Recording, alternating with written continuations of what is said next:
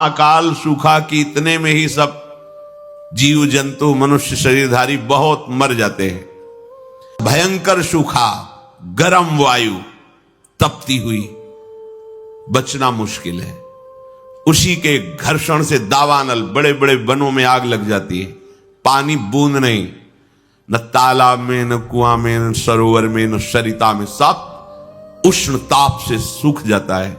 बिना पानी के, बिना अन्न के तड़प तड़प करके जीव मरते हैं। कितना भयानक कष्ट है प्रलय में। हमें तो कष्ट ही कष्ट है। अगर मुक्त नहीं होते तो कष्ट ही, मरना कष्ट, जीना कष्ट, फिर जन्मना कष्ट, फिर रोग कष्ट, विषाद, हर्ष, शोक, भय, मान, अपमान, पूरा जीवन, पूरे जन्म के जन्म जब विचार करके देखो तो यहां कष्ट के सिवा कुछ हाथ नहीं लगता है। पूरा जीवन हो गया कमा के, मर गए, फिर कुछ नहीं, फिर नई पढ़ाई, नई योग्यता, नया धन, नया परिवार, फिर मर गए, फिर न, कब से चल रहा है। भगवत प्राप्ति अनिवार्य है। अगर ये सुनकर के तुम्हें भय नहीं लग रहा तो भगवान की माया ने विशेष जकड़ रखा है। कहां हम जाएं? एक ही जगह है, भगवान की शरण। हमारी कितनी दुर्गति है, हम सोच नहीं पा रहे। कब मर जाए कोई पता नहीं। कोई हमारा मित्र पता नहीं। हम जिसे मित्र समझते हैं वो धोखा दे रहा है, वो शत्रुता का कार्य कर रहा है। जिसे हम सगे संबंधी वो सब स्वार्थ में। कौन है मेरा, क्या है मेरा? विचार करोगे तो अभी भयभीत हो जाओगे।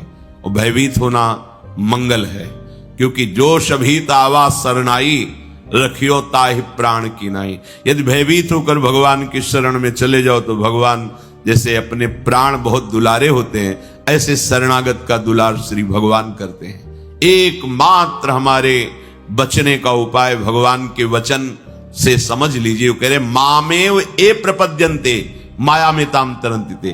केवल मेरी शरण हो जाओगे तो मैं बचा लूंगा, नहीं तो इस भव समुद्र से बचना बहुत कठिन है। बड़ा दुखदाई है, अभी समझ में नहीं आ रहा, बड़ा दुखदाई है। कार में बैठे बैठे मुस्कुराते हुए पूरा परिवार जा रहा है, अंदर से पता नहीं क्या हुआ, कार में आग लग गई, सब भून गए, पूरा परिवार।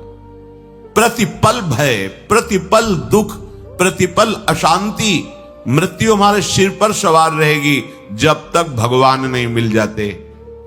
यही अवसर है, मनुष्य जन्म में आप भगवान को प्राप्त कर सकते हो। इस छोटी सी आयु में, छोटे समय में, बिना प्रयत्न के भगवान की प्राप्ति आपको हो जाएगी यदि शरणागत हो जाओ, हृदय से शरणागत हो जाओ। अभी कलियुग का परिसमाप्ति हो चुका है। सारा विश्व में मानव सभ्यता के लिए बड़ा आपदा आ रहा है। कहीं जल प्रलय, कहीं भूकंप। तो यह भूकंप बढ़ता जाएगा, क्योंकि प्रभु पहले आप लोगों को सचेतन करते हैं। देश मानवों में भक्ति भाव समर्पण का जागृत हो जाए और मानव लोग ये भी समझ जाएं कि कलियुग अब नहीं रहने वाला है, अब सत्य युग आने वाला है।